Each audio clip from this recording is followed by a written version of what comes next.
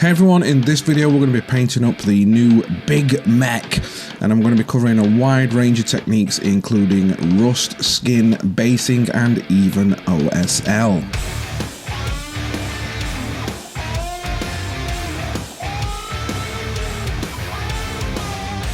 Right, and that's enough of that crazy music. So the first thing that we're going to do to our miniature is obviously create a bit of pre-weathering before we've even primed it up, and I've achieved this by adding some different textures to my miniature.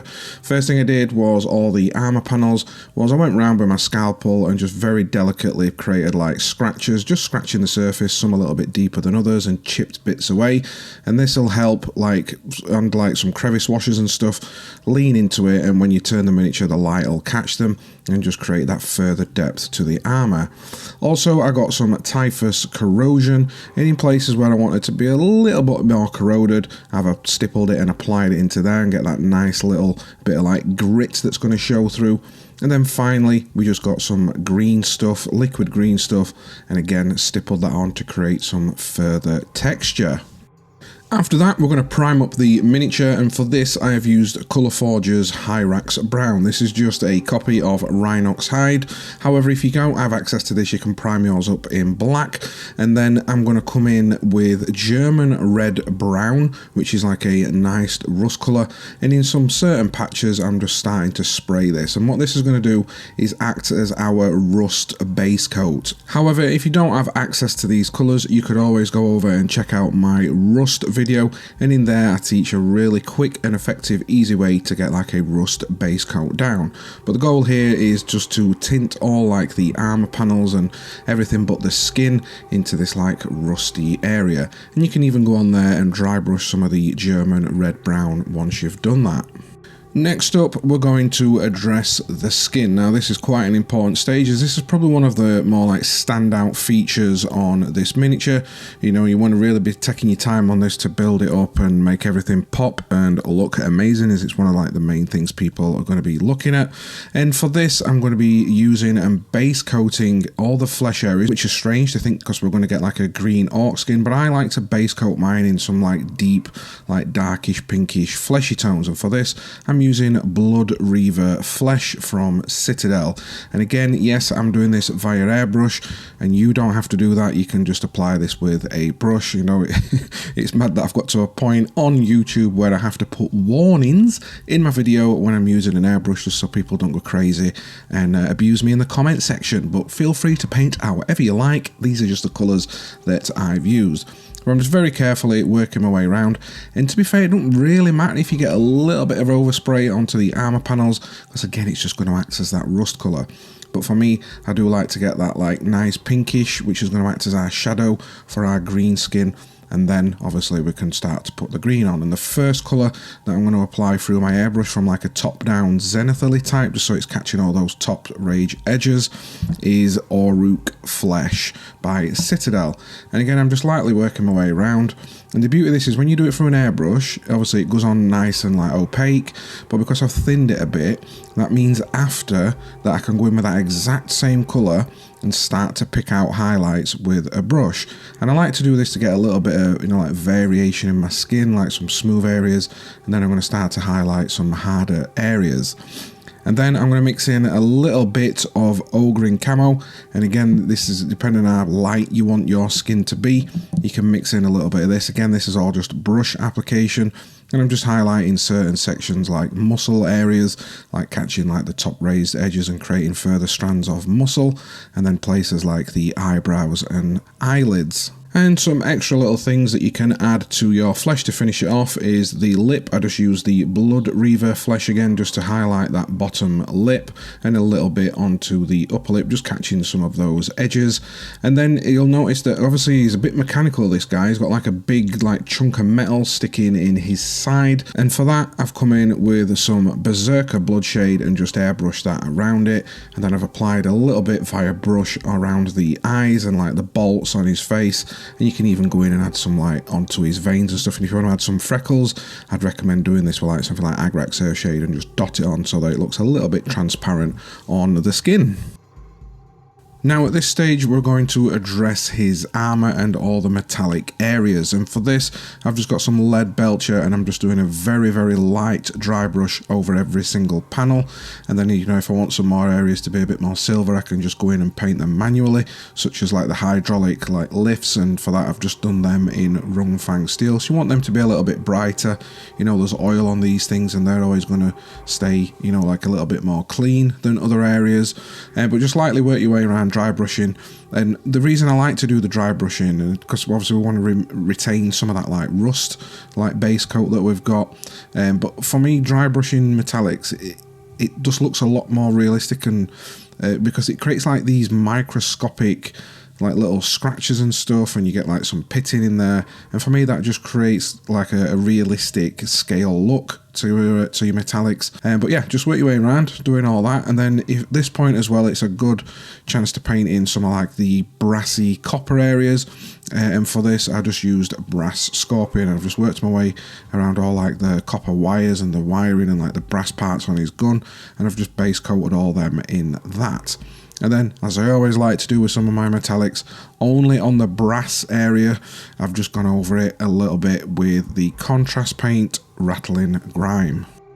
Now we're going to move into some actual chipping, or like paint chipping, and this is weird because we're sort of doing in reverse what we'd usually do. So we'd usually paint the armour and then use like sponges to like add our chips and with like our Rhinox hide and stuff, but with this and the way we're doing it here, because I want a lot more like rust and to make it look more realistic and industrial, we're going to do that in reverse. So we've painted our rust tones and everything first, and now we're going to come in with the colour. And again, I've just used AK black and then AK smoke as like a bit of a highlight, but at this point, you know, if you are painting armour you can choose whatever colours that you want. So if you wanted it to be like yellow, you'd just do it in yellow, or if you wanted it in blue or red, you just do it in those colours.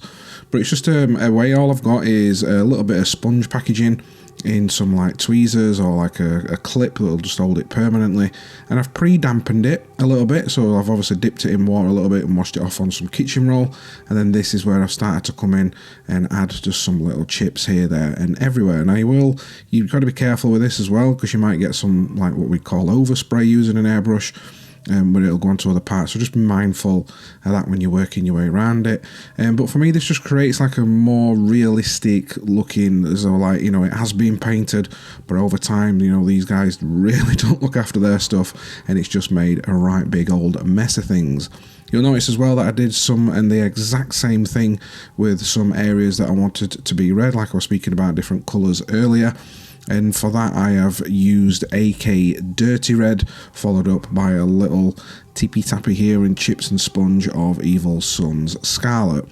But again, once you've done this, is just to look around your miniature, make sure you've covered all areas that you want to do, and you'll see that that rust now, it looks like realistic paint, you know, it's all chipped off, and you can see straight through the armour, which I'll come to a little bit later on how we can dirty and muddy this up a little bit later in the future. And if you do find you've gone over a little bit, you can just go back to your original like Rhinox hide and paint some more chips back in.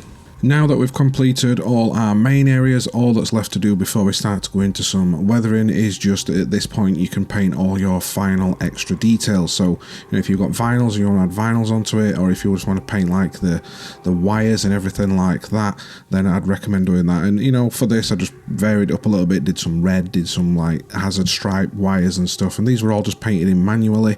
And again, I added a bit of like decals, but I've painted these in manually. And what I'd start to do is, because we've got, and it's a really good way, you know, like if you want to practice some freehand, is because we've got our paintbrush and it's all meant to be like messy and scratchy. This is a great point because nothing has to be perfect on this, but it's a great way to practice freehand when you've got like dirty armour like this. And all I've done is got some like really light grey first of all, and again just using like a tippy tappy scratchy method, I've just come in and started to add these little squares, just judging it literally by eye. And you know, it don't matter if I go wrong, because I can just either paint over it, or you know, it's like the Orks have painted it wrong. And then I just come in with some white as like an additional colour, again added more to that like distressed look as though the paint started to chip, and just apply that onto the miniature as well. But at this point, before we move into some weathering, just make sure you've gone around your miniature and painted all your little bits in. For the leather part on this miniature, he's got like a leather little tunic that comes across his front that's slightly ripped. If you want to check out a recipe for that, I mean, I just did mine really quick and dry brushed it with like Scrag Brown. If you really want to make this look amazing, then please check out both of my leather tutorials here over on my channel, because I'm sure you'll benefit from that if you want to take it to the next level and just look absolutely amazing.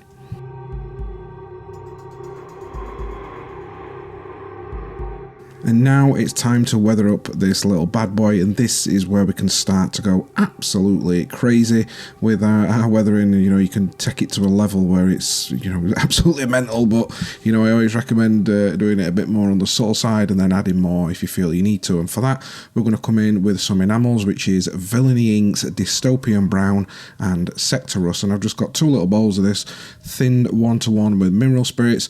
And I'm just liberally applying it all over certain areas, because we've got 2 different contrasts, so like browns and these oranges, it's really going to help us go into the crevice areas and give it like a little bit of a rust wash and tone everything more towards that like orange. It's a case of working your way around, letting it flow into all those areas. If you want to add a little bit more here and there, then you can do that. And then give that around 15-20 minutes to dry. And then we're going to come in with our Q-tips and just start to mop up and clean up little areas in our reductive phase. And a little note, as I always say, when you're doing with your Q-tips or your sponges, I have one area that's dipped in mineral spirits, then the other side is completely dry, and the bit with the mineral spirits on, I'll reactivate it and just dab a little bit of like the areas that I really want to pull away, and then I can start to blend it with the dry side. Once that is all dried, we're going to come in now and weather and add some further rust and really make this thing look rusty and gnarly. And for that, we're going to be using Dirty Downs Rust. Now, if you've never used Dirty Downs Rust, it is unbelievable. It is literally magic in a bottle, and you can see like already, like with what we've just done, it already looks absolutely crazy, and you could even leave it at this stage. But when I think of Orks, I just think these guys have been to an abandoned scrapyard, just found any pieces that they can, and it's just all rusty, horrible and gnarly, and they've thrown it together, stick a bit of paint on it, and off they go, and they're just really not bothered about how it looks. So yeah, coming in with Dirty Downs Rust. And if you want to learn more about Dirty Downs Rust, I do have like some masterclasses here on this channel if you want to learn how to use it and ways that you can use it in applications and all that sort of good stuff. But another little tip is, on mine I've just got some neat straight from bottle if I want it to be thicker and darker in areas. And then what I do, I actually put it onto my wet palette because it is water soluble, and I thin it down with water into like a wash consistency, and I let it run into like some of the crevice areas. Again, adding more water will make it go lighter, so it is a product that you can play around with, and if if it is a bit too light, you can add a bit more to make it darker, or vice versa. It's such a wonderful product, and if not, probably my favourite product on the planet. But just you can be mental or liberal. Again, I always say add less first, and you can always add upon it. But if you do make any mistakes, it is water soluble, so you can just get like a Q-tip with some water on it, start to rub it away. But just be mindful, because it is quite strong pigmented, it can stain some areas. But you can use like a reductive technique on it. There's so much lovely stuff that you can do with the Dirty Downs products. And speaking of Dirty Downs, obviously for like the brass areas, I came in with some verdigris just to weather up some little areas, as though some verdigris are gone onto like copper wires. And the brass areas, now we're going to move on to nothing, actually some more rust. Don't think we're going to finish it right here with the rust. I want to push this even further, and for that I'm going to be using some Vallejo pigment powders. If you've never used pigment powders before, they're a fantastic utility to add to your arsenal. You can apply these dry, you can mix them with like varnishes and other mediums, you can even just mix them with water and then it'll brush off after. But for me, the pigment powders really take it to that next level, and again, I'm only being very sparing with this, and I'm adding it into certain areas to give it that more like dry, crusty looking rust that naturally would be occurring on like really knackered up armor and metal of this stature. But just work your way around it. I've got a couple of different ones, like more of an orange one and then a bit more of a lighter one, and I'm just dabbing these in and plonking them here, there and everywhere, and yeah, it just adds that one final little bit of a finishing touch to your rust, and it just really goes along with that scrapyard look that I'm trying to achieve with this miniature. Now I'm going to move into adding a little bit of a glow to some of these like power parts, because it does have a different weapon option, and this would probably apply to that as well. And for that I've just got some Tamiya XF white, and I'm just working my way around all the little areas, being mindful of like overspray and stuff, and I'm just whitening everything up first of all, which are like these things on his back, and then coming to like these little bulbs that he's got on his gun. And I've just really took these up, and it don't matter, you know, like on the gun at the top, if you do get a little bit of overspray, that's fine, because it's going to act as our OSL a little bit later on, because it's caught that little area where the light would naturally fall. But just work your way around until these are like a really nice bright white. And then I'm going to get the contrast paint Frost Heart, and again through my airbrush just apply it onto all of those areas, because then that white will show through. And then I know it's a bit of a pain in the bum, but I've gone back to my white just to add a further, just go over them again, just to brighten it up slightly. And this is what will sell the like glowing effect. Then once I'd completed that, it was a little bit too on the bright side for me, and I wanted these to be a bit more of like a dull blue glow bulb, as though like it had just either fired or it were charging up, getting ready to fire. And then so what I did with them, we'll get the ink of the wash, Dragonoff Nightshade, and I just gave it a liberal like wash all over it, just making sure it's not pulling, but just making sure that it's going into all those areas.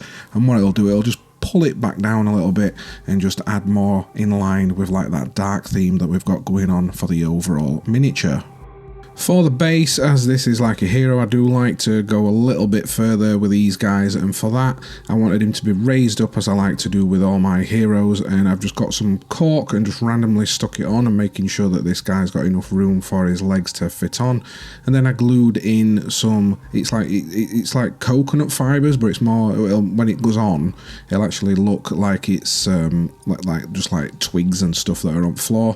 And then I got some Vallejo thick mud or some texture paste. Again, it don't matter which colour you're going to be using, because you're going to be priming it and painting it anyway, but any of this like gritty sandy stuff, and I'm just working my way around and putting it on there. And then even on the rocks at the top, I just very lightly water a little bit down and push it onto the top, so you know you've got a bit of texture on top of those rocks as well. And then after that I'm going to prime it in again in that brown that we've just had, and then I gave it a spray over with like a lighter brown. Again, if you want to go crazy with different colours, this section is up to you. I'm just showing you how I created mine. And because I wanted it more on the limestone side, I've used some like bleachy colours and just dry brushed it all over. Don't worry about it going on the mud at this point or anything like that. I've just dry brush it all over the miniature, highlighting and picking out some of those raised edges on the rocks.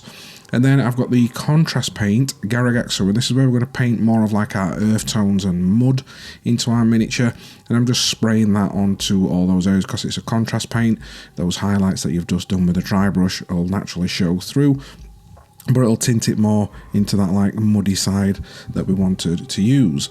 And then as one final little addition to the base, just to give it a bit of variation and separate some of those rocks, I've got Kraut Covers Copious Earth, and I've just applied this all over the miniature, and then used some Gravel Fixer, which is the one from Kraut Cover as well. It's a non-toxic version, but in that will just seal everything in. But if you want to learn more about these, again, I've got another video on the full Kraut Cover range. And that brings us to the end of this tutorial. Once you've glued your man and everything's dry onto your new base, you'll have something that looks a little bit like this. So I hope you've enjoyed this. It's been a different look at how I paint some things with like that reverse chipping and everything, and really going into depth with some of the rust tones and like the skin tones for the Orks. Some little additional things you can add around like the sore areas where his metals come in. You could use something like Carrying Crimson from the Villain ink range to get them nice pigments. And again, it's just experimenting with different stuff, but I do hope you've enjoyed it. You've been able to take something from it. If you are interested in some of the products that I've been using in this video, then I do have affiliate links below, and that's just a nice little way that you can pick up some products and I get a little kickback from it, and it's just a way to say thank you to me and really help me out over on this channel. But the best way you can help me is to like this video, share it with all your friends on your social media, and also comment below. And if you're new to this channel, then please consider hitting that subscribe button. Until next time guys, I'll catch you in my next video.